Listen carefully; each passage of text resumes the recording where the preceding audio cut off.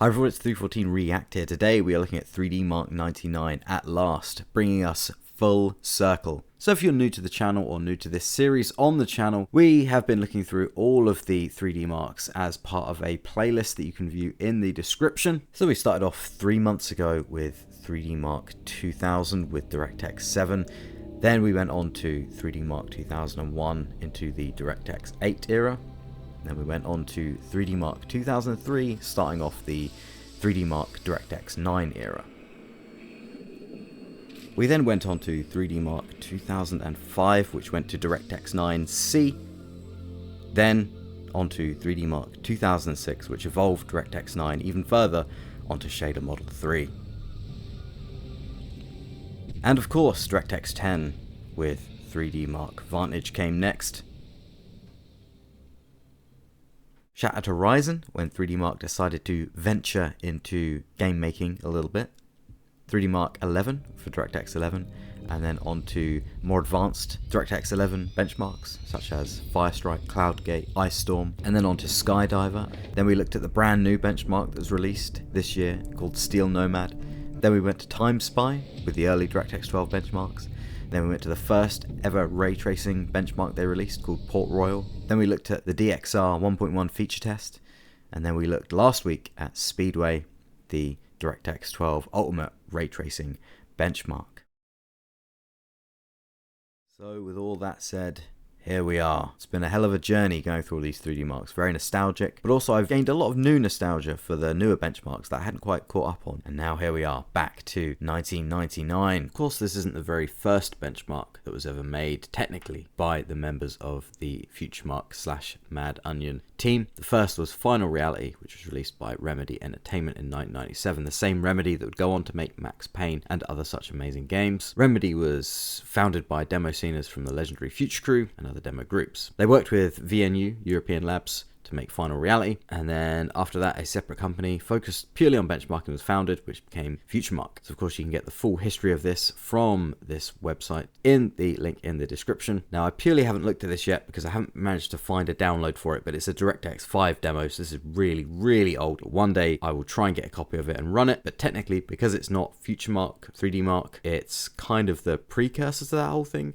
I consider it a separate kind of thing that I'll look at in a different video. So the first version of 3DMark99 was released on October 26th, 1998, and then in March 8, 1999, it was given a content update called 3DMark99 Max. And that's the one we're looking at today. Now you can get some information on this by going onto the UL website. You can go all the way back to March 8th, 1999 in this wall of text, which I presume has been ported over from some old formatting, so it's hard to read. But what I'm going to do is grab all this and put it into Notepad++ and split it up a bit, and then we're going to read through it. So now we've split that up, it's a lot easier to read. So 4 months after they released 3DMark99, they have released the Max update. Major improvements include cutting edge optimizations for new process technology, bump mapping tests, comprehensive batch run feature, and internet interactivity. So basically, in terms of process optimization, they're taking advantage of the new SIMD instructions, which stands for single instruction multiple data, and it was the first benchmark to be optimized for the then current CPUs, including AMD's 3D Now instructions. The internet interactivity has a global compare and hardware upgrade feature. So global compare is essentially what we see on modern 3D marks. We can upload your scores and compare to other users around the world and see what results they got with their hardware and overclocks. And then there's the hardware upgrade feature, which allowed users to see how other graphics cards would perform if they were installed in their own PCs. So it can kind of give you a preview if you upgraded your GPU to see how well that would perform. So very cool, few little updates, which means there's no real reason to seek out the original 3DMark99, although I may do it one day and run it on my old 98 PC, but Max is generally going to give you everything that 99 had and more. Now 3DMark99 is difficult to install because it has a 16-bit installer, but there is a way around this. Basically what I did was install it on an old PC with Windows XP that allowed me to run the 16-bit installer, and then I dragged the installation over to my main PC, which is what we're looking at here. Now I have read on Vogons that you can unzip the installation folder with 7-zip and extract out the 32-bit installer within it, but I couldn't get that to work, so I just installed it on an old PC. Then what you need to do is grab the 3DMark startup hang patch here from Vogons, which I will link in the description. And then there's also a little bit extra you have to do here. We have to drag the DDraw DLL from your Windows installation into the 3DMark99 Max folder in order to get that to launch. Now obviously be very careful with copying out folders from your Windows installation. It seems to have worked for me, but obviously I can't take any responsibility if something goes wrong when you're messing around with the Windows folder, so do be very careful with that if you choose to do this. But I will link this forum in the description which gives the instructions on how to do this. There's also another link here which has helpful stuff with running any Remedy, Futuremark, Mad Onion UL benchmarks in 2020. And of course, again, because this benchmark is so old, it is available on the ul.com website under legacy benchmarks, and it has the full unlock code here, so I'll put a link to this in the description as well. So here we are on the landing page, and of course you can see it looks very late 90s, very similar to the full screen version of 3DMark 2000, which is absolutely awesome. I love this look. So of course you can make your own benchmarks, which we're going to mainly be looking at. You can run a batch wizard to make your own batches of benchmarks, and you can open your own existing benchmarks that you've made before. And there's also a little tip of the day box here, and the first tip says you can use 3DMark in your store or trade show by enabling looping mode for the demo. Now, I'm fairly certain in the late 90s, I went into a computer shop and saw a computer in the middle of the store looping something that looked really cool, and I'm fairly certain they were looping 3DMark99, because some of the tests on 3DMark99 that I've been looking at, preparing for this video, remind me a lot of that very old memory. So the first thing we can do is click New 3DMark Benchmark.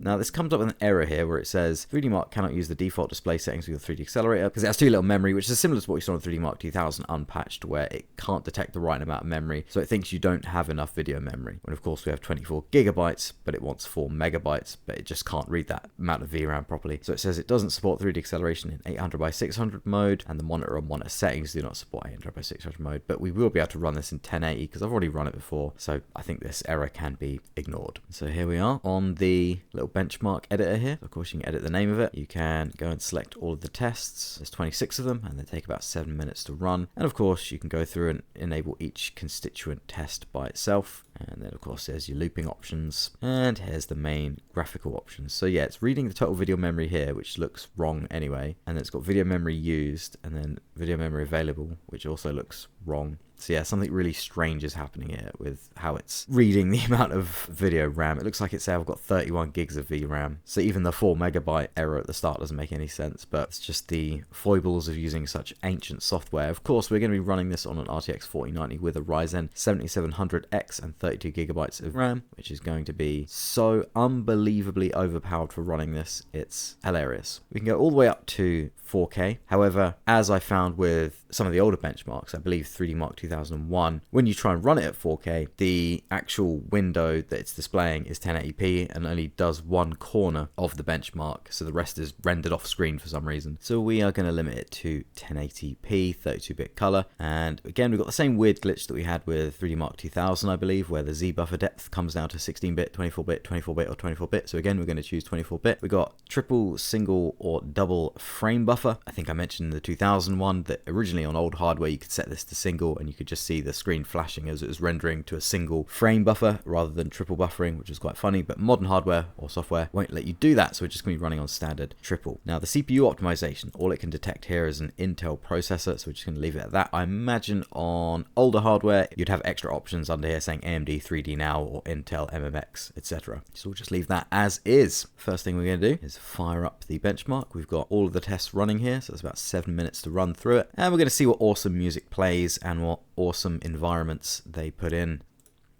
So here we are on game 1 on the race, which is a wipeout style game. The FPS counter seems completely broken. I don't know whether that's because the FPS rate is indeed actually unlocked or whether it's just totally broken on my main PC here for some reason. But as you can see, this looks really old school, very Half-Life sort of graphics, and oh, it looks great. It's so good. And here we go onto the first person mode, which I believe is related to the Procyon era of 3DMark, which is probably long after Shattered Horizon. The Wipeout style game, I'm not sure when that would be set, probably long after Speedway. In fact, I think that's the frame rate counter up in the top left there, 0.06 frames. So yeah, very strange that the FPS counter has just completely gone there. There was a synthetic CPU speed test there that just runs in the background. And here we are on a fill rate test, which we've seen similar before on 3DMark 2000. Obviously just measuring the fill rate. Multi-texturing with fill rate. Just a very sort of functional test there. And onto the 2 megabyte texture rendering speed. 2 megabytes. That's crazy. 4 megabytes. So basically the textures are going to get larger and more complex as the tests go on. 8 megabytes. Such a basic test, even compared to the one in 2000. 16 megabytes. So you can tell, even comparing this to 2000, you see how much advancements were made in just 1 year. 32 megabytes. So yeah, basically just increasing the number of squares on the sort of floor panel texture there. Bump mapping, emboss. So this is the old school bump mapping, where it's literally just with one light source direction, it's just shifting elements of the texture to make it look like there's depth on it, and shading, so it only works with yeah, one direction of light, and there's no specular map or anything like that. And I don't think there's an EMBM test on this. No, there's not. 2000 was the one that introduced the EMBM. And here we go, a few more texture tests, mip mapping, trilinear filtering. 6 pixel polygons. 6 pixel polygons, strips. Seems to run a lot faster.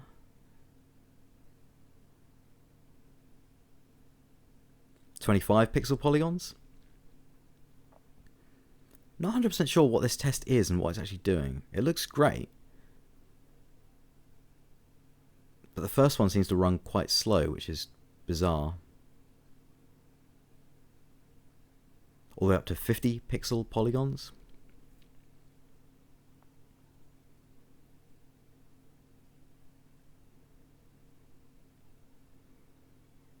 This is a very weird test. 250 pixel polygons. Why do the higher ones... Wow, that looks cool. I don't know why the higher ones run faster than the original lower one. Like 6 pixel polygons seem to run quite slow, but the rest will run really smoothly. Up to 1000 pixel polygons.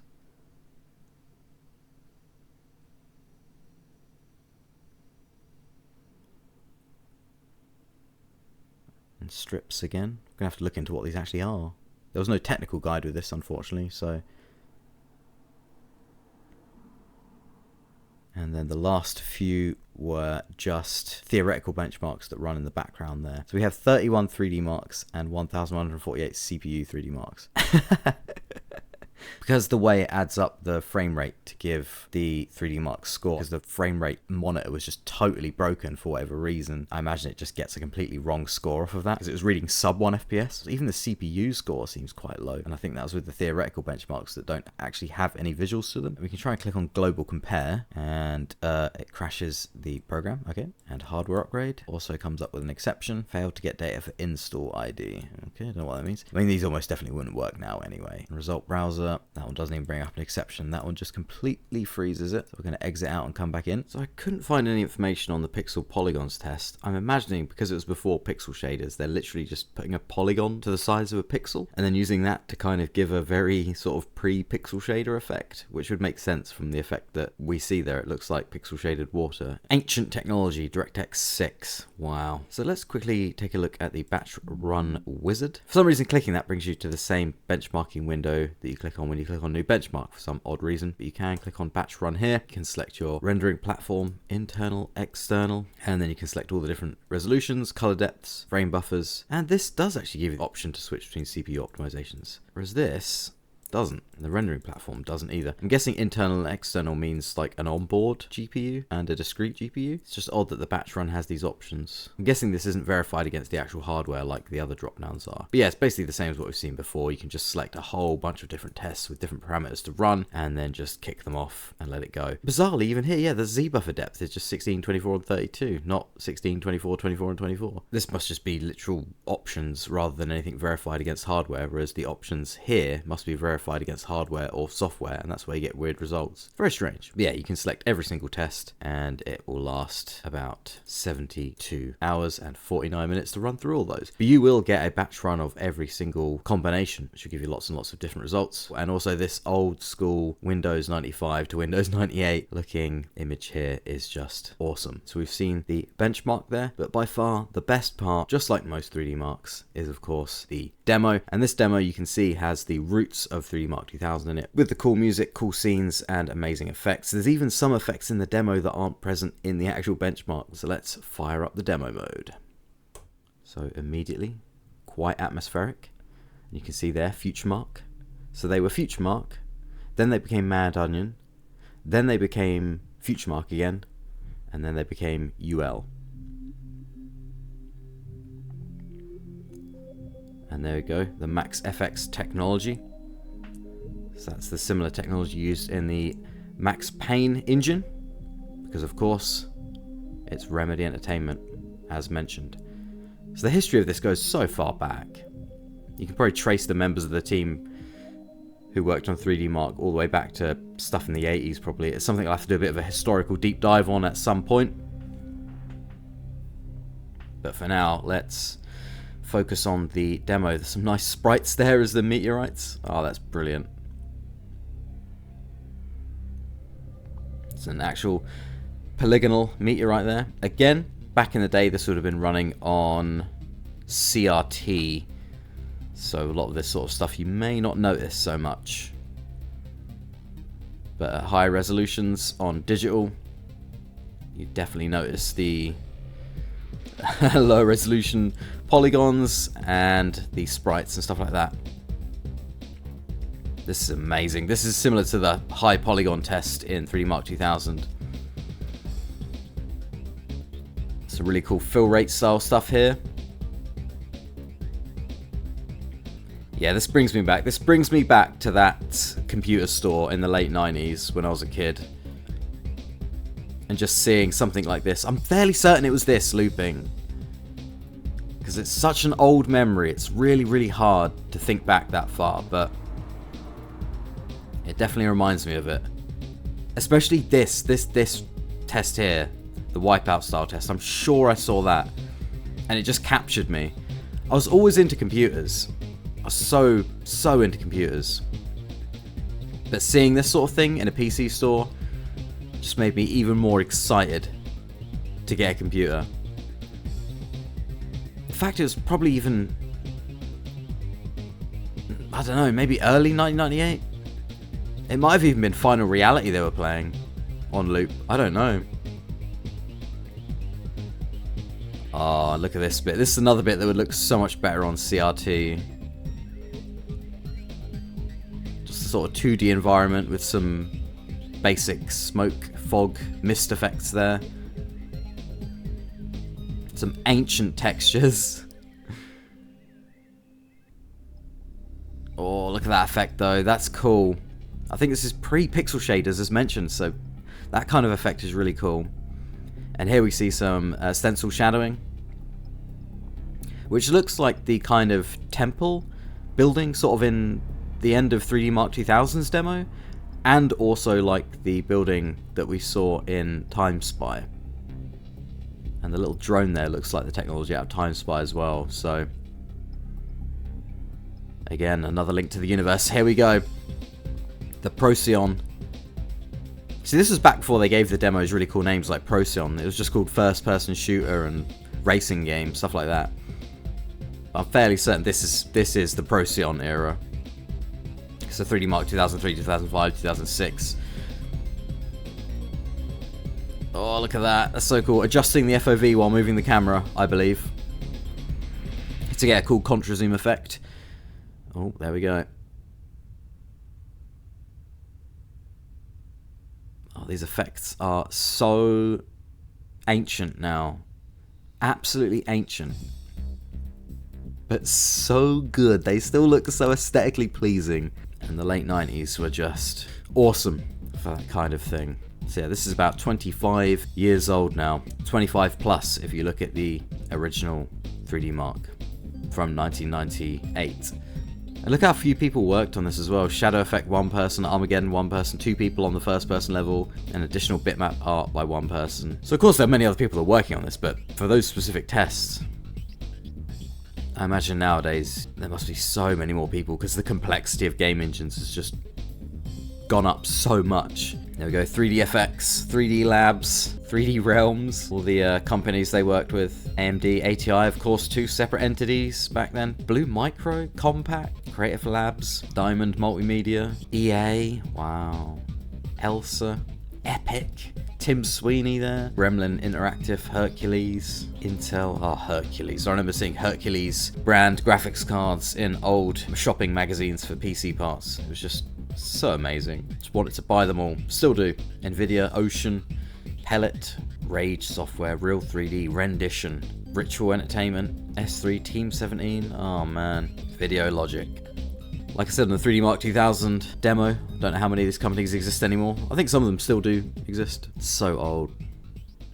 And there you go, right at the end, it has a nice little pop-up saying thank you for watching 3DMark99 Max demonstration. That is 3DMark99. No technical documentation that I could find on this, unfortunately, so I can't go really deep down into the tech running behind it, but it is really cool to go through this, just to see the formation of 3DMark. As mentioned, at some point we will look at Final Reality and do a bit of a dive into the actual history of Remedy and the people who started that, the very DNA of Futuremark. I still find it funny that they started off as Futuremark, then went to Mad Onion, then to Futuremark again. That's quite funny. But again, there'll be more information about that in the description, in the Wikipedia page, which goes over the history of 3DMark. That brings to a close the series of 3DMark on this channel. In the description, there will be a link to the playlist where you can view all of these in release order. It's been very enjoyable. Thank you for everyone that's been watching. I've even had, I believe, devs from 3DMark watching these videos, and a couple of them have left comments. So if you're watching, thank you very much. Thank you for your hard work. A lot of great memories with these benchmarks. I'm sure everyone watching also appreciates all the hard work as well. So please do continue on. So next week, I'm not sure what video I'll be doing, but it will be back to the sort of pick and mix variety of this channel. But we will return to 3DMark and Final Reality and stuff like that over time. Kind of sad to see it come to an end, but yeah, please do subscribe for future content on technology, graphics, tech projects in general. Leave a comment, let me know what you think of the series. Go check out the playlist and watch the other videos. Leave a like, subscribe, and hit the little bell. Thanks for watching. I hope everyone's staying safe, and I will see you in the next video.